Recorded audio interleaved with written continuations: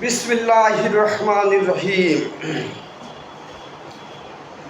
আমরা সবাই মুসলমান, আর মুসলমানদের দায়িত্ব কর্তব্য অনেক বহুত। এই মুসলমান আমি আপনি যে মুসলমানের ঘরে জন্ম হয়েছে, এটা আল্লাহর কি রহমত।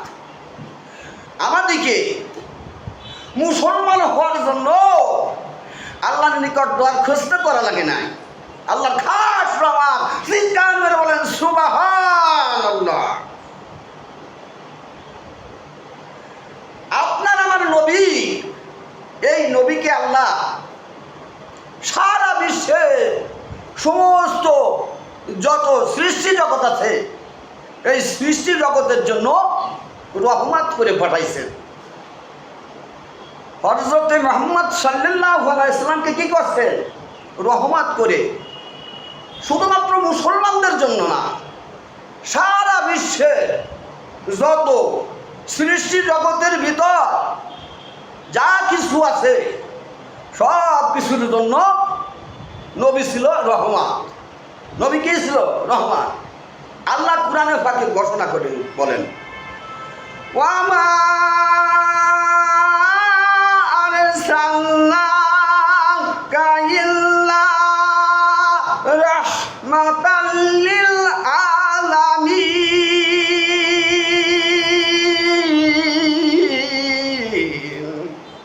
সুবহানাল্লাহ বলেন।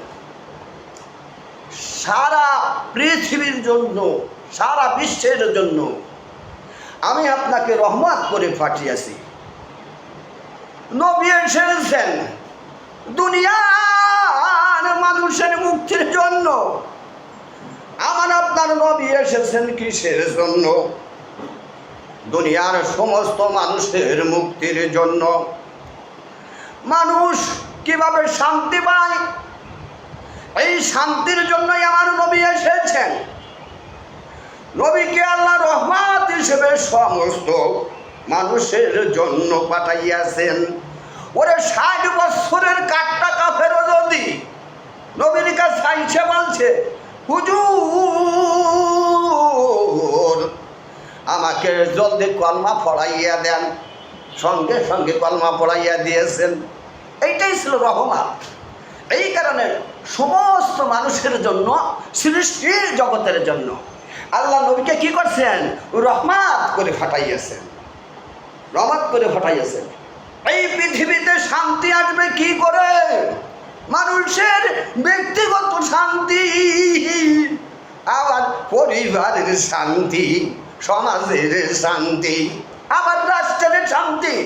এই শান্তির পরিকল্পনা এই পৃথিবীতে কেউ দিতে পারে না। কসম আল্লাহর, কসম আল্লাহ, একমাত্র আল্লাহ ছাড়া কেউ শান্তি দিতে পারে না।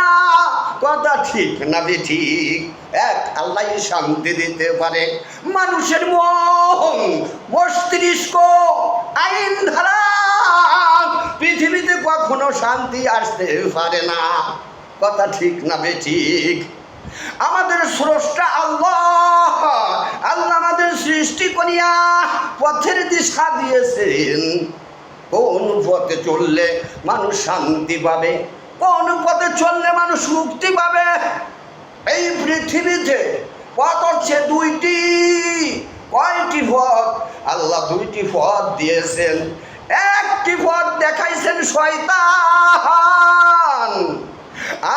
আর একটি পথ দেখাইয়াছেন মহান রব্বুল আলামিন। জোরে জোরে চিৎকার মেরে বলেন সুবহানাল্লাহ। আল্লাহ যে পথটি দেখাইল, এই পথের দিক নির্দেশনা দিবে হযরত নবীগণ।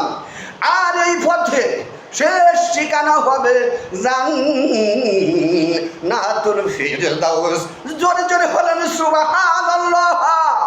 আল্লাহ যে পথটা দেখাইছে, এই পথের শেষ ঠিকানা, এই পথের গন্তব্যস্থল হবে জান্নাতুল ফিরদাউস।